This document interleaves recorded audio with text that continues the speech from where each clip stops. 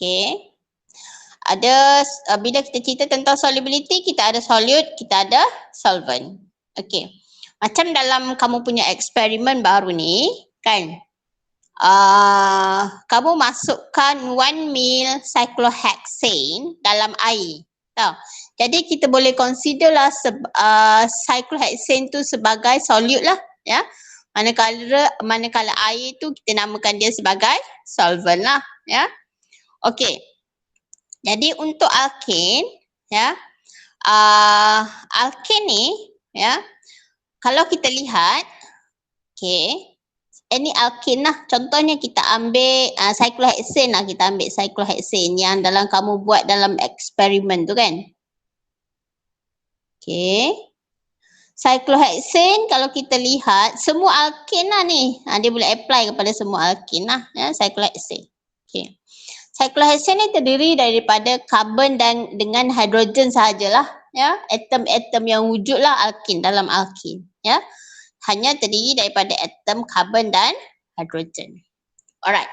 Jadi, kalau kita tengok intermolecular force yang wujud di antara alkane, ya.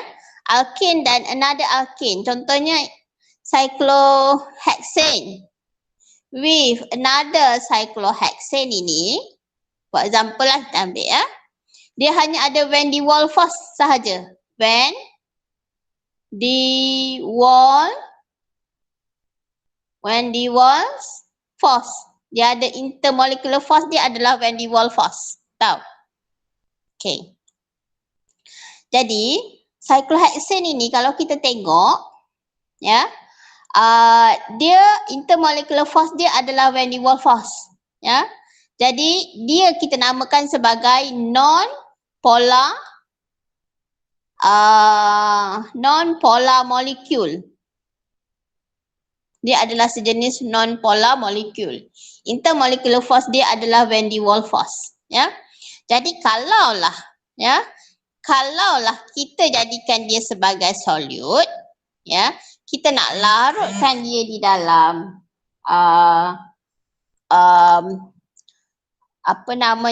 solvent. Okey, solvent ada dua jenis solvent.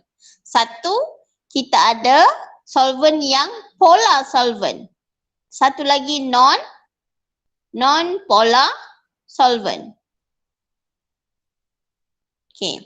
Non-polar solvent ini, okey, kalau kita tengok contohnya ether. Ini adalah sejenis non-polar solvent. Ether, dimethyl ether. Contohnya this is dimethyl ether. Tak perlu hafal nama, ya. Ini adalah sejenis non-polar solvent. Intermolecular force dia juga adalah van der Waals force. Okey, dalam molekul ether dengan molekul ether yang lain, okey, intermolecular force dia juga adalah van der Waals force. Dia adalah sejenis non-polar solvent. Tahu? Okey. Sama macam cyclohexane. Cyclohexane dengan cyclohexane yang lain, intermolecular force dia adalah van der Waals force. Jadi kita namakan dia sebagai non-polar solute lah ataupun non-polar molecule. Ya. Okey, kalau kita ada solvent, contohnya seperti ether, antara ether dengan molekul ether yang lain, ya. Okey. Dia mempunyai van der Waals force juga. Jadi dia juga adalah sejenis non-polar solvent. Ya, non-polar solvent. Jadi andai kata kita masukkan di antara cyclohexane dengan ether, mereka ini boleh larut dengan baik. They can mix very well together. Ya. Sebab mereka kedua-duanya adalah non-polar molecule dan intermolecular force mereka adalah sama. Jadi boleh dalam erti kata yang lain, mereka ini adalah Kalau orang tu kita nak, kalau analogi tu kita katakan mereka ni macam sekufu lah kan. Okay, I ada girlfriend yang ada iPhone 12. Betul iPhone 12 lah? iPhone apa benda tak tahu kan. Boyfriend I pun ada iPhone 12. Cikgu je ada Vivo. Vivo berapa tak tahu ni. Kan? Ini contoh lah kan. Jadi kalau intermolecular force mereka itu sama, mereka akan larut dengan baik antara satu sama lain. Ya. Tetapi kalau dalam molekul air lah, molekul air ni, okey, antara molekul air dengan molekul air yang lain, mereka ni mempunyai hydrogen bond. Tengok, hydrogen bond dengan van der Waals force tak sama intermolecular force, tak sekufu. You ada Nokia 33 sekupang. I ada iPhone 12. Hello, kita tak boleh kawan. Contoh macam gitulah kan. Contohnya kan. Okay. Jadi kalau kita tengok di sini, kamu tahu tak Nokia 33 sekupang ni? Telefon lama zaman-zaman dulu. Kan? Okay. Jadi kalau kita tengok di sini, antara cyclohexane dengan ether, okay, mereka mempunyai type of forces yang sama. Tetapi air mempunyai hydrogen bond. Okay, hydrogen bond, ya, dia kalau kita lihat, dari segi kekuatan memang dia lebih kuat lah. And tak sama jenis dengan van der Waals force. Jadi kalau kita masukkan cyclohexane dalam air, dia tak akan larut. Dia tak akan larut kerana mereka mempunyai intermolecular force yang berbeza. Dan juga air adalah sejenis polar molekul. Air adalah sejenis polar molekul. Ada O bonded to H. O bonded to H. Ini H bonded to C. H dengan C electronegativity lebih kurang sama. Jadi tak ada polariti pada bonding C dan H. Tapi O dan H ada polariti di sini sebab O is more electronegative lah. Yang tu saya tak mau cerita yang tu. Itu cerita lama SEM 1. Apa yang kita boleh katakan di sini ialah water is a polar molecule and has hydrogen bond between molecules. Ya. Jadi dia tak akan larut dengan molekul yang mempunyai van der Waals force. Okey, cyclohexane nak larut kat mana lah kalau tak nak terima dia? So, dia boleh cari molekul lain yang ada type of forces yang sama. Ya. Contohnya seperti ether. Kat sini. Ni ada O juga. Cikgu ni tipe nipu ni kan. Ada O juga ni. Tapi O ni bonded kepada C. Tahu? O ni bonded to C. Dia bukan bonded kepada H lah. Ya. Yang ni type of forces dia tak ada hydrogen bond kat sini. Dalam ether there is no hydrogen bond. Tahu? Sebab O bonded kepada C. Yang ni O bonded to H. O bonded to H then can form hydrogen bond lah. Okey, O bonded kepada C dia hanya boleh form van der Waals force. Jadi cyclohexane dengan ether ini dia boleh larut sebab mereka mempunyai type of forces yang samalah. Jadi kalau kita baca soalan number 6 tu, ya. Okey, kita ada test tube W and V. Mana saya nak kertas ya? Okey. Dalam test tube W, okey, dalam test tube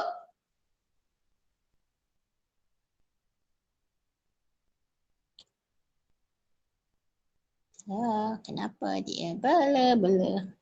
Okey. Okay.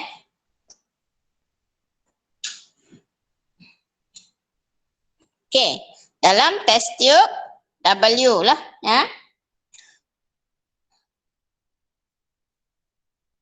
Okey, dalam test tube W kita ada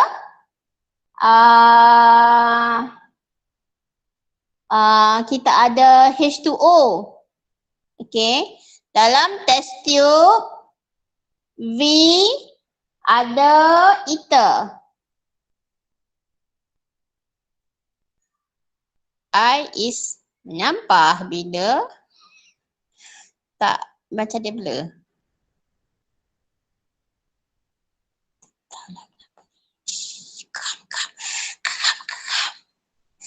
I is sakit hati. Kenapa dia tak nak Syak? Please lah phone.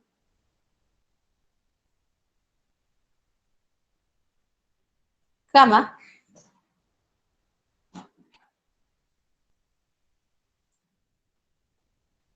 Okay. Poncinya den ha. Po konoi jang. Paling weh. Apa ni? Ha, okay. Alright.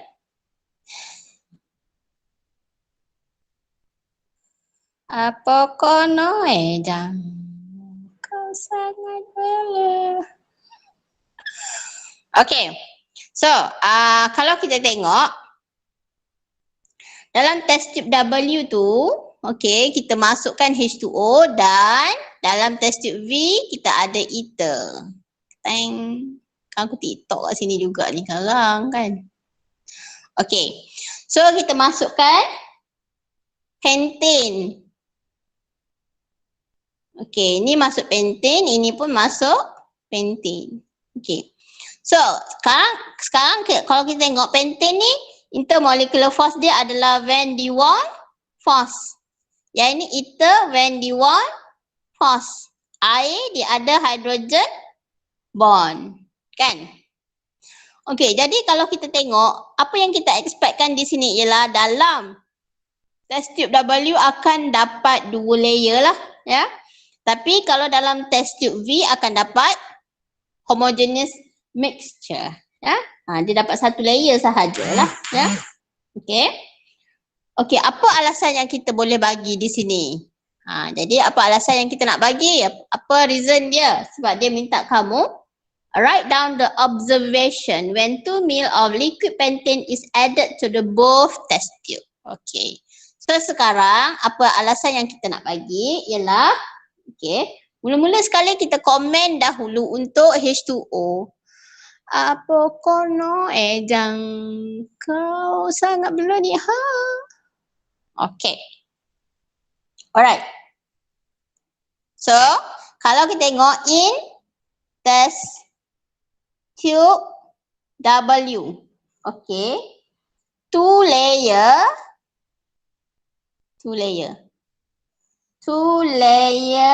are seen. 2 layers are seen when pentane is added to water. Okay, apa yang kita nampak bila kita bila dia hasilkan 2 layer?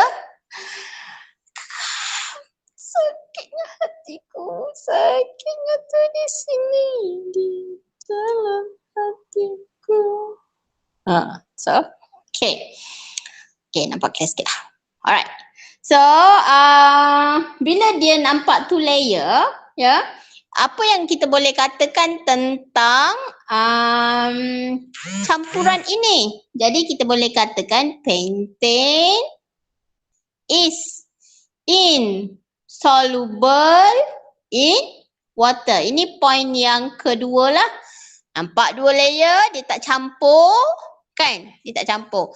You duduk atas, I duduk bawah. Kita tak boleh sama. Tahu? You ada iPhone 12. I ada Nokia 33 sekupang. Tak boleh campur. Ya? Jadi terpisahlah mereka. Ya? Pentane is, kita katakan sebagai is insoluble in water lah. Ya?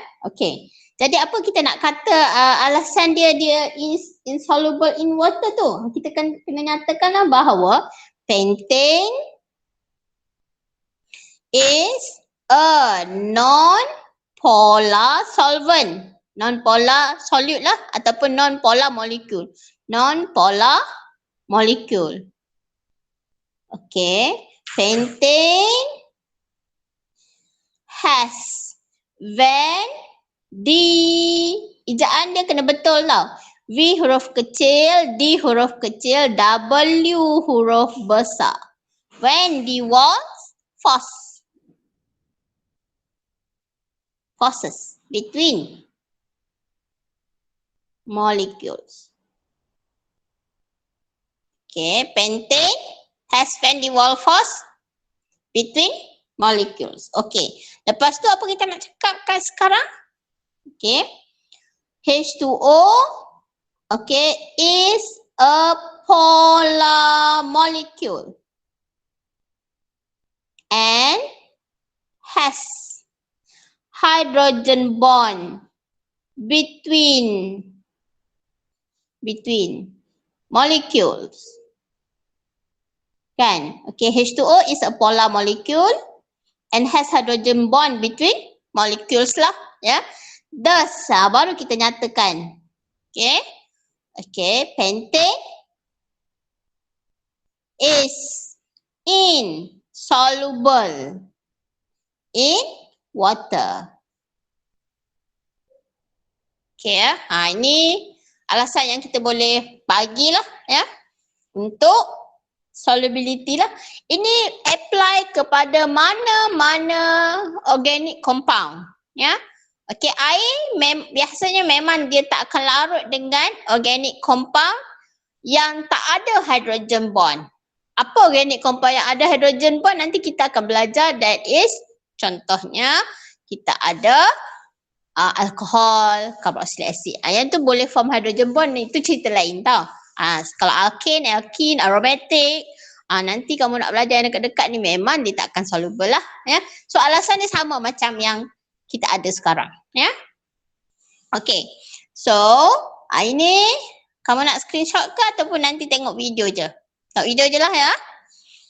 So ini adalah tentang solubility alkane dalam air. So kalau solubility alkane dalam ether macam mana, apa kita nak cakap ya? Okay.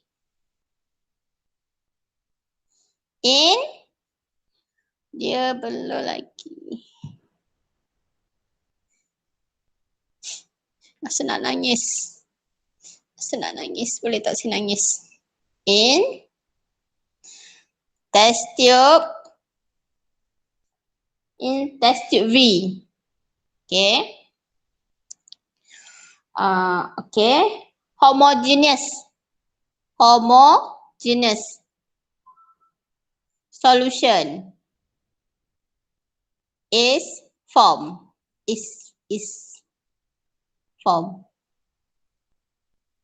Okay.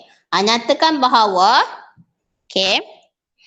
Tak payah nak cerita lah pentane non-polar apa semua tu sebab kita dah cerita pada part yang air tadi kan. Tapi kalau cerita balik pun tak apa. Okay. Pentane is a sakit hatiku. Awak hantar kerja ni. Ya Allah.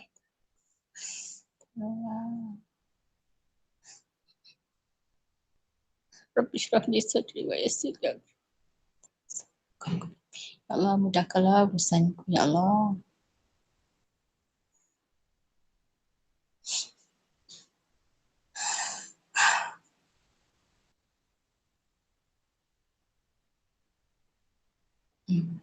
Okay. Pentane is a non-polar molecule. Lagi sekali lah saya ulang and has van der Waals force. Ini kejadian kena betul tau.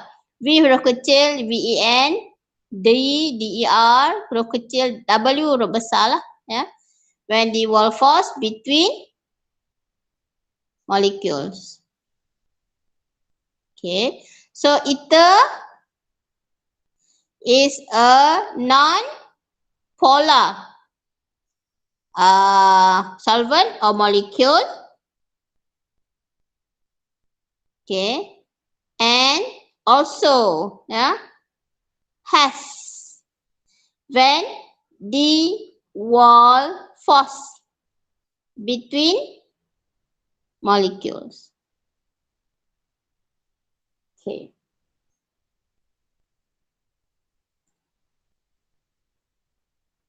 Okay, jadi kita boleh katakan bahawa thus pentane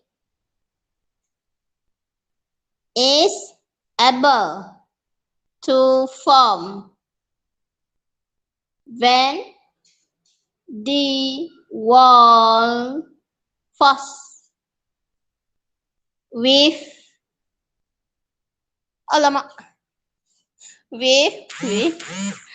ether molecule. Thus, pentane is soluble in ether. So, ini alasan lah untuk kita ceritakan tentang solubility. Kalau intermolecular force sama, okay. Kalau both non-polar, mereka akan larut antara satu sama lain. Selalunya solvent ada polar, ada non-polar. Yang polar contohnya air. Yang lain saya rasa tak ada molekul yang polar kan. Adalah kot tapi silibus kita ada air lah ya. Organic compound yang lain dia selalunya adalah non-polar lah. Okey, contoh lagi solvent yang lain yang non-polar, ada tak solvent-solvent lain yang non-polar? Ada lagi yang lain. Ada dan ether. Rabbana atina fid dunya wa fil akhirati. Ya Allah, kenapalah video saya ni dia tak nampak. Teng-keteng. Okey, contohnya non-polar solvent yang lain, benzin. Tahu?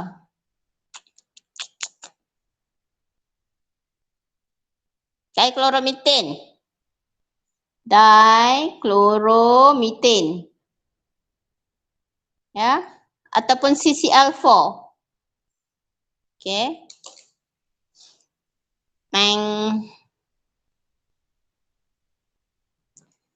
Sakitnya tu di sini, di dalam hatiku. Sakitnya tu di sini. Janganlah video ni blur. Ya Allah, saya nak murid aku kan. Jawab Izan macam mana? Video, please. Okay. Benzin, dichloromethane, CCl4 lah. Ya, selalunya mereka ni kalau digunakan sebagai solvent, mereka adalah non-polar solvent lah. Dia are non-polar solvent. Alright. Okay, so kita habis soalan number 6. Soalan number 6 itu adalah berkaitan dengan apa solubility lah. Kena ingatlah ya. Ini adalah keyword yang boleh saya bagikan. Okay. Ni keyword yang boleh saya bagikan. Ya Allah, hai. Kenapa abang? Ni abang, video ni tak cantik ke tak? Benci. Benci ingat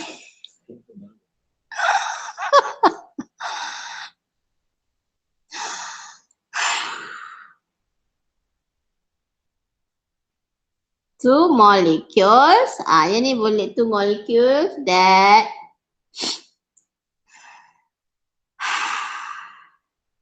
have the same type of intermolecular force soluble each other. Ni dia punya keyword yang kamu kena adalah kena tengok ya. Okay, saya rasa sampai sini sahaja. Okay. Sebab number 7 tu dah masuk kepada chemical properties. Ya. So itu saya akan sambung esok lah ya. Esok boleh buat kelas ya. Sebab kamu pun bukan buat apa dekat hostel kan. So boleh boleh. Kalau tak setuju kamu beritahu kat grup kamu ada hal ke apa ke. Tapi saya cuba buat pagi lah sebab esok sebenarnya cuti Chinese New Year tapi saya ingat saya nak buat kelas juga. Jadi kamu Madam, esok pukul berapa? pukul berapa kamu suka? Pukul 10? Pagi jangan pagi sangat madam. Takut tak bangun. Saya tahu kamu biasanya stay up kan.